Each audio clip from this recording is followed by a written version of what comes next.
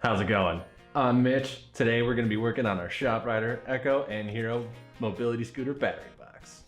A list of things you're going to need today are going to be a Phillips head screwdriver or drill, as long as your new battery pack, and your multimeter if you have one. We're going to start by removing all 12 Phillips head screws from the outside of the box today.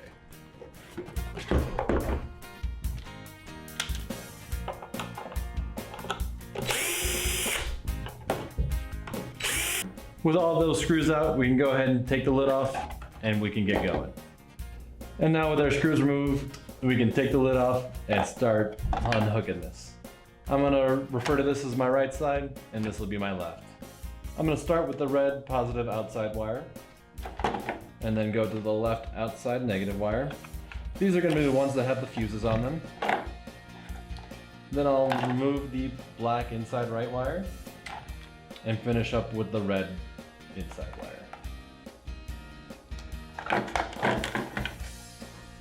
Now we can go ahead and remove our old batteries.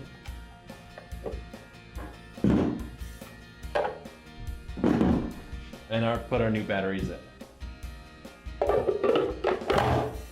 Once you have your new batteries installed, make sure all your terminals are all on the same side. There's also a nice little wiring diagram that you can follow, but I will also show you how to reattach your wires. We're going to start with the outside black wire, and we're going to try to get these fuses as flat as possible.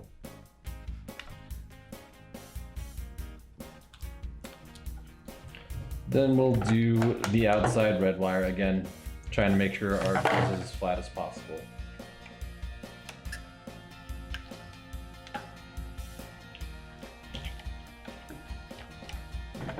And with our two orange wires, it doesn't really matter which side they go to, as long as you have one on each terminal.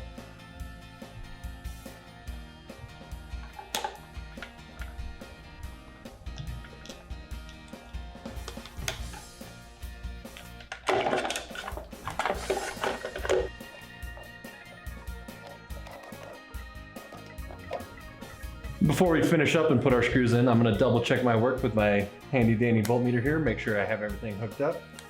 I'll be working out of the DC or direct current selection, plugging into my charging port here, with our black prong going into the bottom and our red prong going into the top. We're going to be looking for at least 24 volts of electricity. We're good to go. On to the next step of putting our screws in.